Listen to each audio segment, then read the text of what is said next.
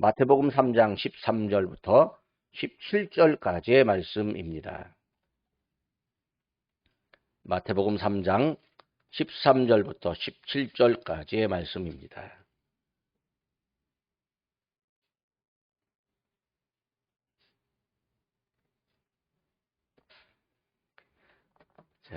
제가 받들어 읽겠습니다. 이때에 예수께서 갈릴리로부터 요단강에 이르러 요한에게 세례를 받으려 하시니 요한이 말려 이르되 내가 당신에게서 세례를 받아야 할 터인데 당신이 내게로 오시나이까? 예수께서 대답하여 이르시되 이제 허락하라. 우리가 이와 같이 하여 모든 의를 이루는 것이 합당하니라 하시니 이에 요한이 허락하는지라.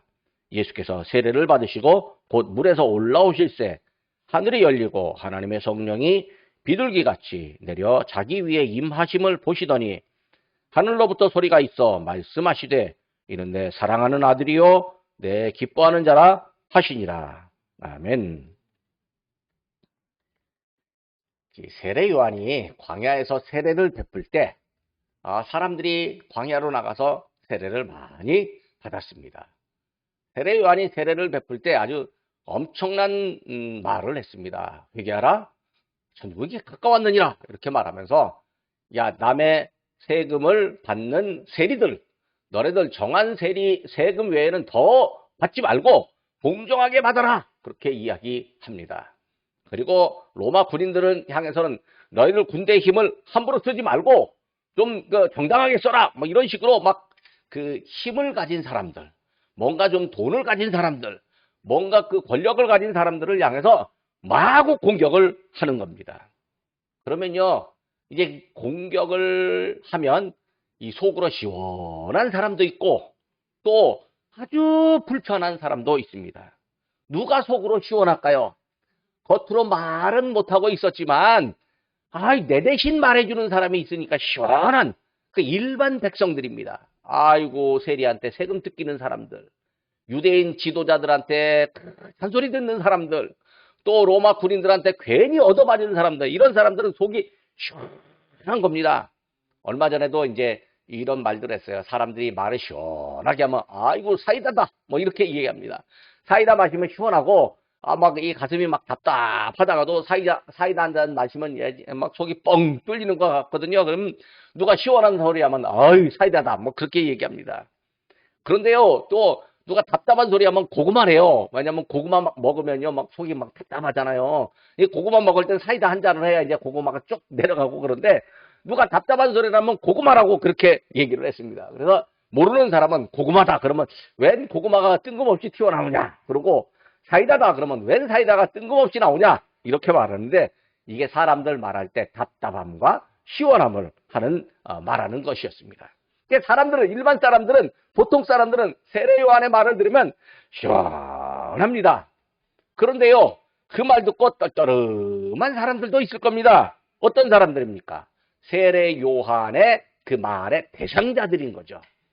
세리, 또 뭐 군인들, 그리고 이제 유대인 지도자들, 뭐 바리새인들, 이런 사람들은 그 말 듣고 이제 떨떠름합니다. 그래서 자세히 살펴보는 겁니다. 아니 세례 요한이 낙타 털옷을 입었습니다. 이게 사실은 낙타 털옷이 멋있는 옷 같지만 어떻게 보면 옷이 없어갖고 입은 거니까 거지 옷이나 마찬가지입니다.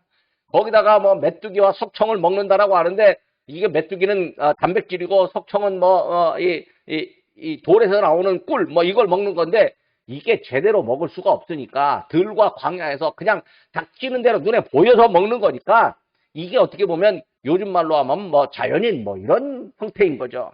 그러니까 딱 보니까 아이고 사람이 꼴 같지 않은 사람이 갑자기 광야에서 나타나갖고 외쳐대니까 이 바리새인들이 오라 저 사람 봐라, 저 도대체 뭐 하는 사람이지 하고 이제 유심히 살펴보고 아이고 정말 참 아이고 사람이 거칠게 생겼구만, 아이고 말도 세련되게 못하는구만, 아유 우리하고 아무래도 격이 안 맞지 이렇게 자기들끼리 이제 수근수근하게 됩니다. 외모를 봐도 별 볼 일 없고 또 말하는 것 들어도 아주 거칠기가 짝이 없습니다. 그런데 한쪽에서 또 보기에는 말하는 것이 아주 속 시원하게 말하는 거죠. 그러니까 이제 이 세례 요한이 어떻게 보면 이게 좀 신비한 사람인 거예요. 미스터리한 사람인 거예요. 이해할 수 있을 것 같기도 하다가 이해가 안 되는 사람인 것 같기도 하다가 이렇게 신비한 사람인 겁니다. 그런데 세례 요한이 뭐라고 말하냐면 야, 아브라함이 우리 조상이라고 생각하지 말아라. 뭐 이렇게 말하는 거예요. 야, 내가 너에게 말하는데 하나님은 이 돌들로도 아브라함의 자손으로 삼을 수 있다. 이렇게 얘기하는 거예요. 근데 이 돌이 어디냐면 이 광야 안에 이제 광야에서 이렇게 보면 광야라고 하는 우리나라에 우리가 생각하기에 광야는 뭐 돌 없는 사막으로 생각하지만 이스라엘의 광야는 돌들이 막 천지에 굴러다니고 한 50cm 정도 되는 풀들이 이렇게 자라기는 하는데 농사도 안 되는 곳이에요. 비도 잘 안 오고 뭐 그다음에 물도 잘 보이지 않고 그러니까 농사가 안 되는데 거기에 온통 눈으로 보기에 뭐만 보이냐면 돌만 보이는 거예요. 그런데 하나님이 이 돌을 갖고 아브라함의 자손을 만들 수 있다라고 얘기하는 거예요. 유대인들은 우리는 아브라함의 자손이야.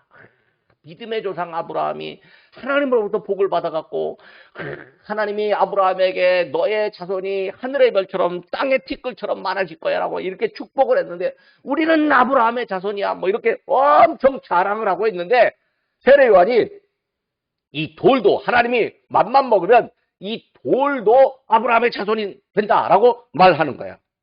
이게요 사실 유대인들이 듣기는요 모욕이에요 모욕. 왜냐하면 우리가 가끔 사람들 모욕할 때 소, 개, 뭐 말, 닭, 뭐 이런 거 씁니다. 그래갖고 거기다가 이제 뭐 이렇게 붙였고 그러면 들으면 기분이 되게 나쁘거든요. 왜냐면 내가 사람의 자식인데 어떻게 그 짐승의 자식이라고 말은 하냐고 기분이 엄청 나쁩니다.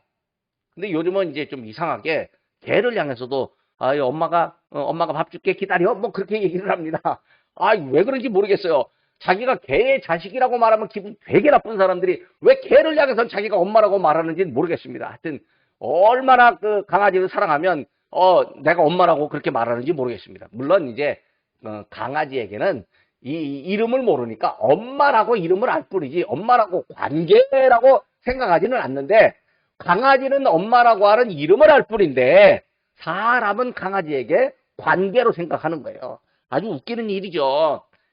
그거보다는 사람을 사랑하는 게 좋은 일이에요. 물론 짐승을 사랑하고 아끼는 건 그만큼 사람들이 이제 누군가에게 사랑을 베풀 대상이 있어야 된다라고 긍정적으로 볼 수는 있지만요. 더 좋은 건 사람을 사랑하는 거예요. 사람을 사랑해야 이게 예수님 사랑이 우리 안에 있는 거지. 강아지는 영혼도 없고 그거는 천국도 안 가고 지옥도 안 가요. 아이고 어떤 집사님이 아주 잘 이쁘게 키우는 강아지가 죽었대요. 그러니까 너무 슬퍼갖고 목사님한테 가갖고 목사님 우리 강아지 천국 갔겠죠? 뭐 그렇게 이제 물어보는 거예요. 근데 목사님이 듣고 하도 기가 막히니까 신경질이 나갖고 아니 뭐 강아지가 천국 가든 지옥 가든 그게 뭔 상관이 있냐고 뭐 강아지가 천국 가는 게 어디냐고 그러니까 한마디 쏴붙였더니 집사님이 상처를 받아갖고 그다음부터 교회를 안 나오더래요. 아이고 그러니까요 믿음이 강아지보다 못하는 거예요. 이게 뭐 도대체 이런 믿음들이 있는지 참나 헷갈려요. 강아지보다 못한 믿음이에요. 그런데 유대인들은 뭐라고 말하냐면 이 돌들로 아브라함의 자손 된다. 그러니까 야 니네는 돌이야. 그런 뜻입니다. 이제 우리가 보통 머리 나쁜 사람 보고 돌머리라고 그러거든요. 돌머리라고. 당최 이해가 안 되고 뭐 당최 뭐 생각이 없으면 돌머리라고 말하는데 이 돌머리라고 말하면요. 들은 사람 기분 나쁩니다. 다. 그런데 지금 이 세례 요한이 이 사람들을 향해서 이 돌머리더라. 이렇게 얘기하는 거예요, 지금. 그러니까 아주 엄청 이제 모욕을 받는 거죠. 근데 사실은 돌들이 얼마나 많았는지 예수님이 시험받은 그 장소, 광야에는요, 돌들이 너무 많으니까 배고픈 예수님에게 사탄이 찾아와갖고, 야, 네가 하나님의 아들이야? 그러면 돌들로 떡덩이가 한번 되게 해봐. 이렇게 말하던 곳이에요. 그러니까 돌이 너무너무 많아갖고, 소위 말해서 이제 걸어 다니다 보면 발에 차이는 게 돌이에요. 뭐 우리나라 제주도에 가면, 삼다도래요. 세계가 많대요. 돌하고 여자하고 바람이 많다고 뭐 그렇게 얘기하는데, 뭐 제주도 가니까 진짜 그 뭐 화산재로 생긴 돌들, 구멍이 빵빵빵빵 뚫린 돌들이 엄청 많습니다. 그 돌 갖고 하루방이라고 할아버지 이렇게 깎아 갖고 1,000원씩에 팔기도 하고, 그 돌 갖고요 뭐 이렇게 집에 가서 저기 그 발뒤꿈치 이 각질 벗기라고 뭐 팔기도 하고 그렇게 합니다. 그런데 중요한 건 거기 그 제주도의 돌은요 깎아 갖고 이게 물건으로 팔기라도 하니까 그 돌은 돈이라도 돼요. 그런데 광야의 돌은 돈도 안 돼요, 돈도. 이게 돈도 안 되는 돌이 니들이 돌이야 라고 말하니까 얼마나 기분이 나쁘겠습니까? 그러니까 유대인들이 이거 봐라, 니들이 세례요한 네가 우리를 돌로 생각해? 두고 봐, 이제 가만히 안 둬. 뭐 이렇게 아주 이제 벼르고 있는 거예요. 근데 세례요한이요 그렇게 외치는데 세례요한이 병자를 고친 것도 아니었고 그 광야에서 사람들이 많이 나왔는데 뭐 먹을 것을 준 것도 아니었고요.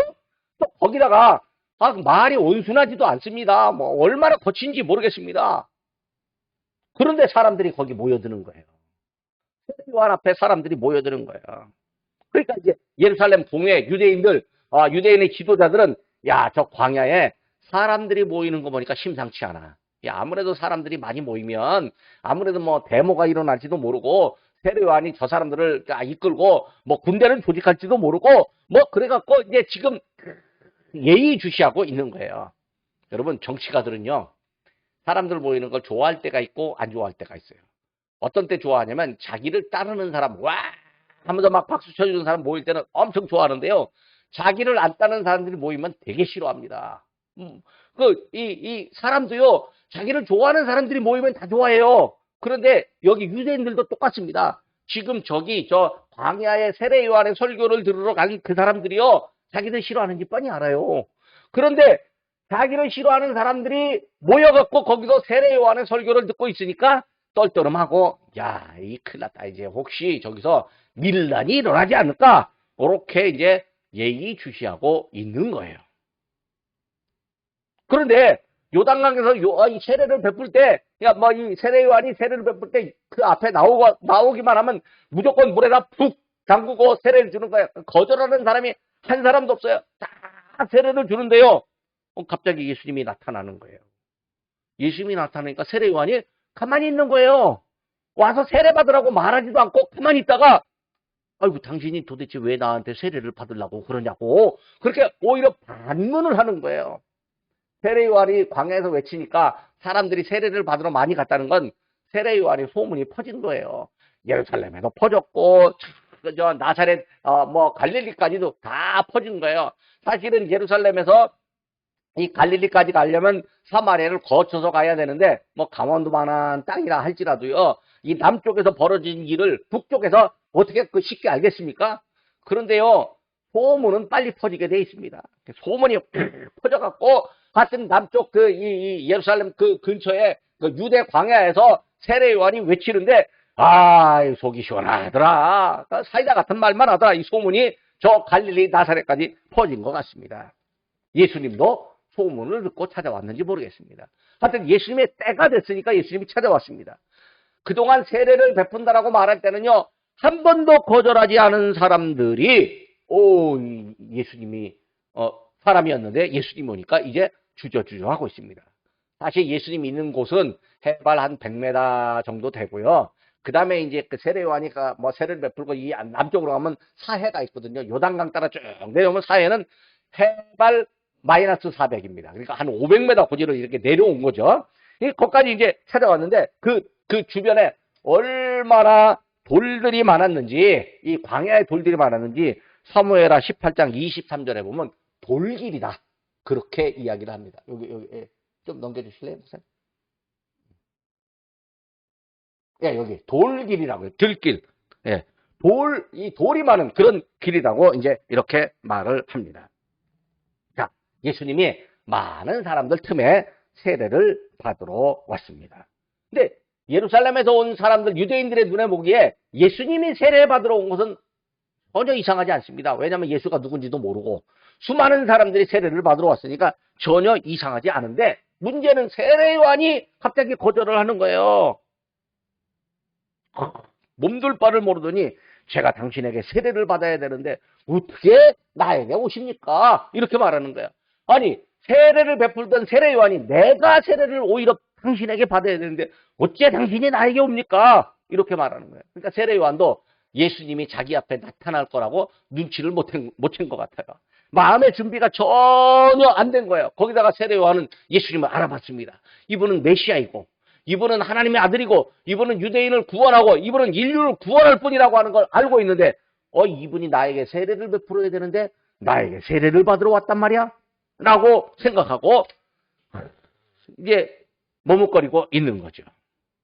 근데 이제 이 군중들 또 뭐 유대인들 다 요 보고 있는 거죠. 요한은 자기 앞에 오는 사람은 세례를 베풀었는데 예수님에게는 안 베풀었습니다. 근데 예수님이 말씀하시는 거예요. 마태복음 3장 15절입니다. 이제 허락하라. 우리가 이와 같이 하여 모든 의를 이루는 것이 합당하니라. 그렇게 말하는 거예요. 모든 일을, 그러니까 세례를 베푸는 것이 마땅하다라고 하는 거죠.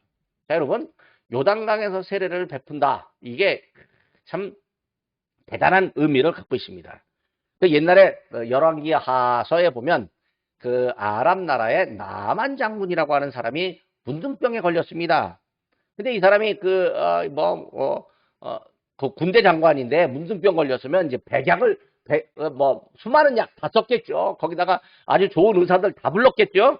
근데 이제 백약이 무효입니다. 근데 거기 그 이스라엘에서 잡혀온 계집종 하나가 아이고 우리 요단강물에 가서 우리 저 엘리사 선생님한테 가서 기도만 받으면 낫는다고. 그러니까 아이고 뭐 죽느니 뭐 어쨌든 기도라도 받자. 그래고 엘리사에게 갔어요. 근데 엘리사에게 가는데 엘리사는 바로 찾아가는 것이 아니라 왕에게 찾아가는 거예요. 왕에게 아이고 내가 문둥병 걸려갖고 아픈데 나 좀 고쳐달라고 찾아갔다. 그러니까 왕이 큰일 났다고. 저 사람이 지금 우리하고 전쟁하려고 투집 잡으러 왔다고. 아니 어떻게 문둥병이 낫냐고. 문둥병 낫게 해달라고 왔는데 안 낫다면 분명히 우리하고 전쟁해서 우리나라를 다 망하게 할 거라고 막 큰일 났다고 지금 왕이 한탄을 하고 있는데 엘리사 선지자가 하는 말이 나한테 보내시오 라고 말하는 거예요. 그러니까 왕이 아이고 핑계 대기면 좋겠다. 아니 나는 못하는데 엘리사가 보내달라고 그랬고 보냈는데 못 고치면 누구 책임? 엘리사 책임. 그랬고 엘리사만 붙잡아서 처형하면 되니까 얼른 엘리사에게 보내는 거예요. 나만 장군이 엘리사에게 왔는데 엘리사가 뭐 만나서 얘기도 해주고 뭐 안수기도도 해주고 뭐 이래야 되는데 그것도 안 하고 갑자기 요단강에 가서 몸을 7번만 담그세요. 7번 씻고 나오면 뭐 괜찮을 겁니다. 뭐 이런 식으로 얘기하는 거예요. 그러니까 아주 뭐 기가 막히죠. 어떻게 우리나라에도 이 요단강보다 훨씬 깨끗하고 훨씬 약효가 좋은 뭐 온천수 뭐 이런 거 수없이 많을 텐데 뭐 여기 와서 씻으라고 손길이 났을 거예요. 그런데 어떻게 합니까? 먼 곳까지 왔으니까 그래도 밑져야 본전이니까 그냥 몸이라도 담그자. 그런데 7번 몸을 담그고 나오니까 이 나아만 장군의 이 문둥병 있는 살이 어린아이처럼 깨끗해졌다. 그렇게 이야기를 합니다. 근데 자 보세요. 이 세례 요한에게 오는 사람은 나아만처럼 문둥병자도 아닙니다. 예수님 멀쩡하게 생겼습니다. 건강한 몸입니다. 그러니까 깨끗하게 하려고 오는 것도 아닙니다. 그런데 세례 요한은 뭐라고 말하냐면 하나님의 의를 이룬다라고 그렇게 이야기합니다. 그러니까 세례를 받는 것이요. 어떻게 보면 내가 죄를 용서받았음을 확인하고 그 다음에 이제 내가 교회의 어떤 그 구성원이 됐습니다. 라고 하는 확인의 표시이기도 하지만 하나님의 의를 이루기 위한 단계가 된다라고 하는 거죠. 네, 하나님의 의를 이루기 위한 단계입니다. 우리 신탄진에서 오시는 윤요한 목사님이 한번 이 세례 설교를 했는데 참 놀라운 해석을 하는 걸 제가 한번 들어봤어요. 보통 우리가 세례를 받으면 어떻게 하냐면 우리 죄가 깨끗이 씻어진다 그렇게 얘기합니다. 왜? 우리가 물에서 몸을 씻으면 우리 몸이 깨끗해지니까 세례를 받기 위해서 물속에 풍덩 들어갔다가 오면 우리 죄가 깨끗이 씻겨지는 하나의 상징이다. 그렇게 이야기를 합니다. 근데 이제 윤요한 목사님 말씀은 그러면 우리 죄는 어디로 가냐는 거예요. 그럼 우리 죄가 깨끗이 씻겨졌으면 우리 죄는 어디로 가냐는 거죠. 여러분, 우리가 이제 목욕을 하면 몸은 깨끗해지는데 물은 어떻게 될까요? 물은 더러워져요. 물은 더러워진다는 거죠. 그러니까 어떻게 하냐면, 우리 죄는 씻지만 우리의 죄가 어디 속으로 들어가냐면 물 속으로 들어간다는 거죠. 그것도 뭐 나름대로 일리는 있어요. 근데 수많은 사람들이 세례를 받았으니 이 수많은 죄가, 온갖 죄가 어디로 다 모였겠어요? 물 속에 다 모였다는 거예요. 근데 예수님은 죄가 없으신 분이에요. 죄가 없으신 분이 세례를 받으면 어떻게 될까요? 물 속에 있는 죄가 그분에게 간다는 거야. 그것도 그럴듯합니다. 왜냐하면 죄 없으신 분이 죄를 뒤집어 쓰고 십자가에 못 박혀 죽으니까 어떻게 하냐면 물 속에 있는 이 인류의 죄가 그분에게 다 가버렸다는 거죠. 그래서 그분이 세례를 받은 것은 우리 죄를 다 흠뻑 받아들여서 다 뒤집어 쓰려고 세례를 받았다라고 하는 거죠. 또 나름대로 그 어떤 영적인 해석 같긴 하지만 또 나름대로 일리가 있어요. 근데 그게 뭐냐면 예수님이 그럼 죄를 뒤집어 썼다라고 하는 게 뭘까요? 하나님의 의는 우리의 죄를 용서하는 거예요. 예수님이 십자가에 못 박혀 죽으심으로 말미암아서 우리의 죄를 용서하는 게 하나님의 의라고요. 그러면 뭐예요? 우리가 내가 세례를 받는 게 하나님의 의를 이룬다라고 하는 것도 또 성립이 되는 거예요. 어쨌든 세례에 대한 참 다른 분하고는 다르게 해석을 한다. 근데 또 처음 듣는 해석이니까 뭐 이상한 것 같기도 한데 또 한마디 생각해보면 맞는 거고. 하여튼 참 이분이 하여튼 보통 목사님들이 생각하지 못하는 아주 독특한 그런 아주 멋진 생각을 하는 거 보고 제가 참 저분 멋지다라고 생각을 했어요. 어쨌든 세례 요한의 세례를 예수님이 받으면서 뭐라고 말하냐면 하나님의 의를 이루는 게 합당하다 이렇게 얘기했어요. 예수님이 세례를 받으시고 이제 물에서 올라오는데 문제는 정말로 신비한 현상이 나타나는 거예요. 하늘에 갑자기 이상한 현상이 일어났습니다. 아무도 못 보던 일들이 생겨났습니다. 하늘이 열리면서 비둘기 모양이 예수님께 임하는 거예요. 그냥 사람들이 보니까 눈앞에 뭐 이상한 막 비둘기 모양의 뭐 어떤 그 놀라운 뭐 어떤 것들이 막 임하는 거예요. 아이고요. 참 제가 정치 얘기들은 참 안 하려고 하는데요. 이 정치를 좋아하는 사람들이 얼마나 꼴 같다는지요. 지난번에 윤석열 대통령이 뭐 취임식을 하니까 어디에 이제 무지개가 요만큼 떴어요. 그랬더니 아이고 대통령 취임했는데 하나님이 무지개로 말이야 축복을 하셨다고 그러더라고요. 그런 게비다 그랬거든요. 그랬더니 그 퇴임한 대통령이 양산에 가갖고 자기 집에 들어갔는데 그 옆에 또 무지개가 딱 뜬 거예요. 그러니까 야 하나님이 퇴임한 대통령을 환영하느라고 저렇게 무지개를 떴다. 뭐 이렇게 얘기를 하는 거예요. 가만히 보니까요. 다 자기가 좋아하는 사람들에게 갖다 붙이는 거예요. 그게. 자기가 좋아하는 대통령을 갖다 붙이느라고 무지개를 갖다 붙이는 거예요. 그거 다 누가 하느냐? 다 예수 믿는 사람들이 하는 거예요. 왜냐하면 무지개가 노아가 이제 하나님으로부터 이 무지개를 봤는데 하나님이 야 다시는 내가 홍수로 심판하지 않을게 하고 무지개를 보여줬으니까 이 무지개가 아주 뭐 상스러운 거라고 생각해갖고 다 거기다 갖다 붙이는 거예요. 여러분 예수 믿는 사람들이요. 아무 때나 뭐든지 다 갖다 붙인다고 그거 믿음 아니에요. 쓸데없는 소리예요. 그거 다. 아니 무지개가 왜 생기는데요. 무지개가요. 이 공중에 물기가 있다가 그러면 물기가 이렇게 수분이 떠다니는데 햇빛이 갑자기 비치면 그게요. 이 수분이 햇빛을 받아갖고 반사하다 보니까 무지개 색깔들이 나오는 거예요. 그거요, 그렇게 나왔는데, 비가 오고 나면 다 무지개 보이는 거예요. 예? 근데, 요만한 무지개 나왔는데, 그걸 말하고 있는 거예요. 그러니까 참 웃겨요, 그게. 그러니까 우리가 그 하늘에 그런 모습을 보고 아주 웃기는 소리들을 하고 있는데, 예수님에게는요, 예수님 옆에 사람들이 보기에 뭐 비둘기 같은 형상이 뭐가 보이니까 이거 깜짝 놀라는 거죠. 근데, 그럴만 했으면 이제 하늘에서 천둥 소리도 나고, 하늘에서 음성 소리도 들리면 이제 참말로 사람들이 기절할 판인데 아이고 사람들이 비둘기 보고 웅성웅성 하는데 하늘에서 소리가 들리는 거예요. 뭔 소리가 들렸냐면 이는 내 사랑하는 아들이요 이는 내 사랑하는 자요 내 기뻐하는 아들이다. 내가 기뻐하는 자라 이렇게 말하는 거예요. 여러분 사람에게는요 내 사랑하는 아들이요 내 기뻐하는 자라 이런 말 별로 안 들립니다. 이게 예수님에게 들린 거예요. 만약에 우리에게도 이런 말이 들리면요, 둘 중에 하나입니다. 이단이든지 아니면 예수님을 잘 믿어서 하나님께서 너를 내 자녀로 삼아준다라고 하는 확신의 표시로 우리 안에 들리는 거예요. 이 둘 중에 하나입니다. 근데 이게 잘못 들은 사람은 야, 내가 하나님의 아들이고 내가 예수라고 하는 소리를 들었어. 나를 따라와, 나를 따라오면 구원받아. 요건 이단이고요. 마음속으로 하나님께서 내게 이렇게 미약한 나에게, 이렇게 죄 많은 나에게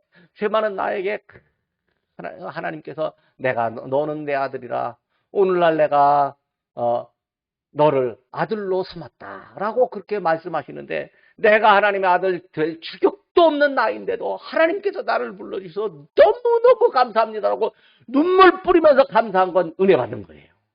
이게 똑같은 말을 들어도 두 가지가 있는 거예요. 그러니까 중요한 거는요, 예수님에게 이 이야기는 뭐냐면, 하나님께서 내가 너와 함께 한다. 내가 너와 함께 한다. 그러니까 예수님의 그 놀라운 능력은 사람의 능력이 아니라 하나님이 함께 하시기 때문에 나타나는 능력이라고 하는 것이죠. 근데 우리에게도 우리가 기도하는 중에 너는 내 아들이라 오늘날 내가 너를 낳았도다. 시편 2편에 있는 그 말씀이 우리에게 들린다면 우리는요, 정말로 기뻐서 주여 내가 평생 주님을 위해서 살겠나이다. 그렇게 하는 거예요. 제가 축구를 별로 옛날에 좋아했지만 요즘은 그냥 썩 좋아하지 않고 국가대표가 축구하면 보기는 합니다. 근데 그 2002년도 이제 지금으로부터 20년 전이죠. 20년 전에 월드컵 때 그 이영표라고 하는 축구 선수가 하나가 있었어요. 근데 이 선수가요, 국가대표 정도 되면요, 제 자존심들도 좀 있습니다. 나 자존심들도 있고 그래갖고, 그런데 이 히딩크 감독이라는 사람이요, 국가대표들 그냥 자존심들을 팍팍 뭉개버리는 거예요. 말 안 들어 그러면 국가대표 쫓아내버리고, 또 그 플레이할 때 허술하게 하면 야, 너 경기 안 내버려. 그래갖고 그냥 선수들이 감독에게 꽉 잡혀버린 거예요. 그런데 이 히딩크 감독이요, 선수들 잘못하는 건 그렇게 호되게 잡는데 또 때로는요, 힘들 때는 위로를 해주는 거예요. 위로를 해주는데 이영표 선수가 힘들었을 때 위로를 해주더래요. 부상을 당해갖고 이제 이 경기를 뛸 수 없으니까 어떻게 해요? 다른 선수를 대체하고 이영표는 이제 잠깐 대표팀에서 내보냈다가 야, 너 부상해서 나으면 돌아와. 이렇게 얘기하는데 걱정하지 마. 너 나을 거야. 너 훌륭한 선수야. 이렇게 얘기를 하는 거예요. 잘못한 사람한테는 엄청 잘못한 선수, 아주 건방진 선수한테는 혼냈는데 진짜 힘들고 어렵고 좌절하는 선수들에게는 위로하고 용기를 주는 거예요. 그때 이영표가 그런 생각을 했대요. 내가 히딩크 감독을 위해서라면 나 죽을 수도 있다. 그렇게 생각을 했대요. 근데 선수가요, 감독이 그 경기를 내보내는데 감독님을 위해서 내가 죽을 수도 있다라고 하면요, 진짜 경기를 죽기 살기로 뛰는 거예요. 없던 능력도 막 나오는 거예요. 그러니까 뭐예요? 이 선수가 월드컵에 나가고 센터를 올리는데 골키도 하고요. 엄청난 활약을 한 거죠. 지금도요, 해설하는 거나 또 축구 행정하는 거나 사람이 얼마나 겸손한지 몰라요. 알고 보니까 예수 믿는 사람이에요. 네? 그러니까 자, 볼까요? 예수님이 우리가 잘못하면요, 호되게 나무랄 수 있어요. 근데 호되게 나무라는 게 우리가 진짜 못되기 위해서 호되게 나무랄 거예요? 그거 아니에요. 우리가 잘 되라고 호되게 나무라겠죠. 근데 우리가 정말로 약한 마음 갖고 우리가 정말 힘든 그 마음 가지면 예수님이요, 뭐라고 말하냐면 내가 너와 함께 할게. 내가 너에게 힘을 줄게. 내가 너를 도와줄게. 그러면요, 그 예수님의 말씀을 들으면요, 뭐가 되냐면 나 예수님 위해서 죽을 수 있어. 그런 심정이 생기는 거야. 나 예수님 위해서 죽을 수 있어. 그래야 믿음이 한 단계 올라가요. 나 예수님 위해서 죽을 수 있어. 이래야 되는데, 아이고, 예수님 나한테 복 주고, 아이고, 예수님 나 복 안 주면, 아이고, 내가 교회를 잘못 정해갖고, 내가 그런가 보다. 나 딴 교회 가면 되지, 이따구로 말하는 사람들 억수로 많아요, 대한민국에. 강남 그런 데 가면요, 아유, 그냥 내가 조금만 복되고, 조금만 건강하면 내가 교회를 잘 정한 것이고, 목사님이 훌륭한 것이고 이따오로 이렇게 말하고 아이고 조금만 힘들면 그래요. 그게 믿음이 아니라요. 예수님 위해서 내가 죽을 수 있다. 이게 믿음이에요. 예수님이 나를 위해서 죽었으니까 나도 예수님 위해서 죽을 수 있다. 이게 믿음이란 말이에요. 믿음 제대로 배워야 되는 거죠. 하여튼 그런데 세례 요한이 예수님을 보면서 나는 물로 세례를 베풀었지만 이분은 성령으로 세례를 베푸신다. 그렇게 말을 했어요. 근데 이제 아직까지 성령이 임하지 않았으니까 성령으로 세례를 베푼다는 말 자체를 이해를 못한 거죠. 자, 예수님께서 왜 성령으로 세례를 베풀까요? 그게 뭐냐면 예수님이 이 지상에 안 계시고 우리 눈에 안 보여요. 안 보이니 어떻게 하겠습니까? 우리와 함께하는 성령, 보혜사 성령을 보내주셔서 그분이 우리와 함께하면서 예수님과 함께 살게 하는 거죠. 예수님 위해서 죽을 수도 있습니다. 그렇게 말하고 살게 된다라고 하는 거죠. 이 세례터에 대해서는 이제 좀 배단이 요단강 북쪽이다 뭐 이렇게 말을 하기도 하고, 세례 요한은 누가복음 이제 3장 1절과 2절 이거 보면 여기 이제 이렇게 말합니다. 여기 디베로 가이사라 때, 그러니까 아마 주후 28년 29년 이 정도 되는 것 같습니다. 자, 이제 보시면요 이렇게 나와 있어요. 예수님이 세례를 받았는데 요단강의 나아만 장군도 나오고요, 성령 세례도 암시하고요. 이게 뭐냐면 아브라함의 조상이라고 생각하지 말라. 세례 요한이 말했죠. 또 이 유대인들은 예수님을 막 추적하죠. 근데 죄사함이 여기 나타난 거예요. 이 들길 돌에서 이 들길 따라서 세례 장소가 있었고 거기에 이 돌 얘기도 하고 그렇게 이 낮은 곳 요단강 동쪽에서 하는데, 중요한 건 뭐야? 이 의를 이룬다는 거죠. 예수님이 우리에게 성령의 세례를 주는 것도 의를 이루는 것이고, 또 예수님은 하나님의 기뻐하는 자, 사랑하는 아들이라고 하는 거죠. 자, 여러분, 그렇다면요 예수님이 와서 세례를 받으셨다라고 하는 그것이 뭐냐면 나를 위해서 그런 거예요. 나를 위해서, 나로부터 하나님의 의를 이루고 나에게 하나님 나라가 건설되고 나에게 하나님의 은혜가 나타나고 나에게 예수 그리스도의 사랑이 나타나고, 근데 나에게 사랑이 나타나면 나만 혼자 받아갖고 기분 좋게 있느냐? 그거 아니에요. 세상에 돈 많이 버는 사람들은 자기 집 멋지게 지어놓고 이제 아주 멋들어지게 궁전처럼 만들어놓고 앉아갖고 이렇게 살겠지만, 예수 믿는 사람 자기가 받은 은혜 어떻게 해요? 남들에게 나누어 주는 거예요. 그래야 은혜가 더 커지고 그래야 은혜가 더 풍성해져요. 교회 와서 봉사하는 것도요 남들과 나누기 위한 거예요. 그러니까 남들과 나누면서 그게 기쁨이에요. 그래야 되는 거죠. 아이고, 요즘에 사람들이요 돈 벌어갖고 멋지게 살으려고 열심히 사는 사람들 많습니다. 근데요 집 잘 지어놨습니다. 집안에 에어컨 빵빵하게 틀어놨습니다. 자, 근데요 집 잘 지어놓으면 집 세금 내야 되죠. 그 다음에 전기세 에어컨 빵빵하게 틀어놨으니 어떻게 해야 됩니까? 전기세 내야 되죠. 그러니까요 바깥에 나가서 열심히 땀 흘려 일합니다. 일을 하면 스트레스 팡팡 받습니다. 그래갖고 저기 애들도 학교 가는데 더운 데서 하죠. 그 다음에 일을 하다가 보면 꼭 사무실 안에서 시원하게 일하는 것뿐만 아니라 땡볕에 나가고 돌아도 다녀야 돼요. 근데 그때 누구는 자기 집 일 봐주는 가정부는 에어컨 빵빵하게 틀어놓고 나는 별로 안 보는 텔레비를 딱 틀어놓고 텔레비만 열심히 보면서 그래요. 그러면요 돈 벌어갖고 누구 행복하게 만들어주는 거예요? 가정부 행복하게 만들어주는 거예요. 물론 요즘이야 AI라고 해갖고 가정부가 텔레비와 저 바깥에 나가서 텔레비 보는지 다 알고 그렇게 하겠지만, 이게 뭐냐면 자기 열심히 일해갖고 누구 행복하게 만드냐면 가정부 행복하게 만드는 거예요. 요즘 가정부도요, 조선족 가정부도요 와갖고 일해주는데 한 달에 200만 원 안 받으면요 일 안 해요. 그러니까 뭐냐면 200만 원 주면서 행복하게 만들어주고 자기는요 나가갖고 그 스트레스 받으면서 땀 뻘뻘 흘리는 거예요. 그게 뭐예요? 욕심부리니까 그렇게 사는 거예요. 욕심부리니까. 조금 욕심 덜 부리고 좀 나눠가면서 살면요 괜찮아요.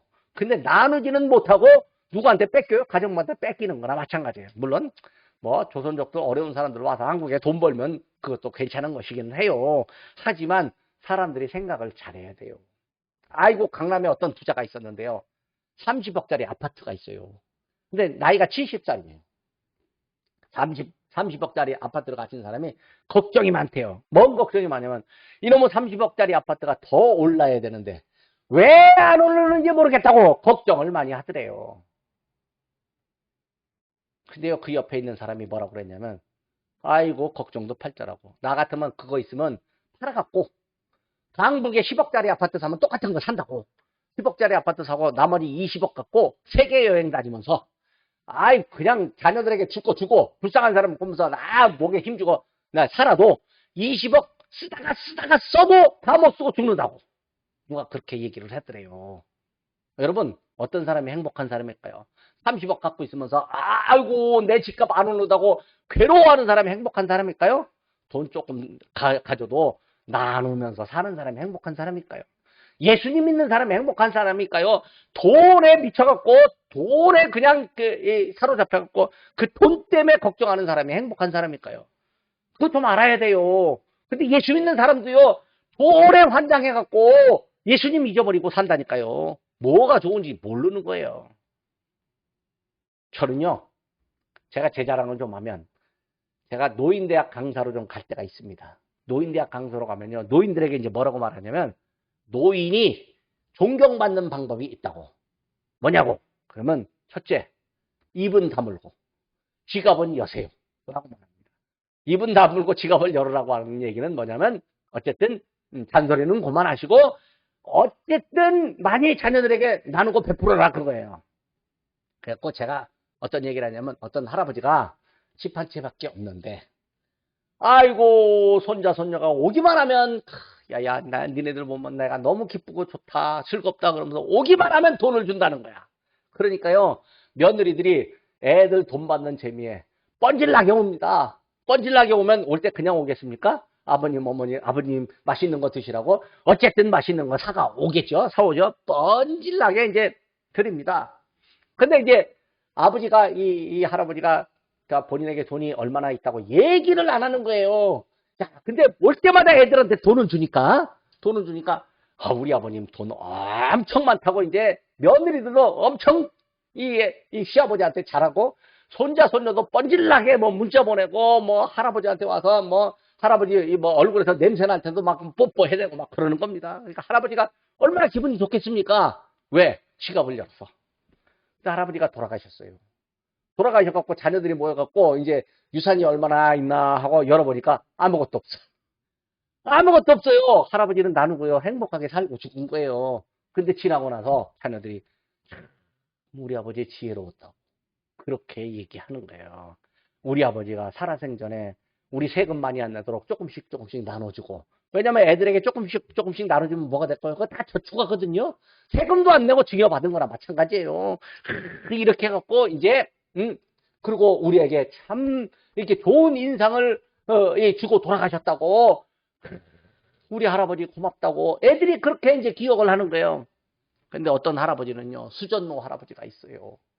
자녀들 손녀들 오기만 하면 얘놈들아 니놈들 내 돈 뺏어가려고 왔지? 뭐 이렇게 이제 말을 하는 거예요. 그럼 올까요 안 올까요?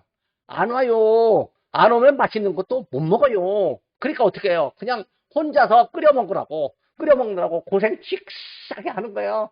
며느리들이 뭐, 아유 우리 아버님 뭐 아유 하고 뭐 딸이고 며느리고 아들이고 아버지 뭐 상관도 안 해요. 그러면 혼자 끓여 먹느라고 고생만 씩싸게 하는 거예요. 돈도 많은데 그런 거 갖고 좀 나가서 사 먹기도 하면 맛있는 거라도 사 먹었는데 아이고 돈이 아까워서 안 사 먹는 거예요. 그러니까 고생만 씩싸게 하고 죽었어요.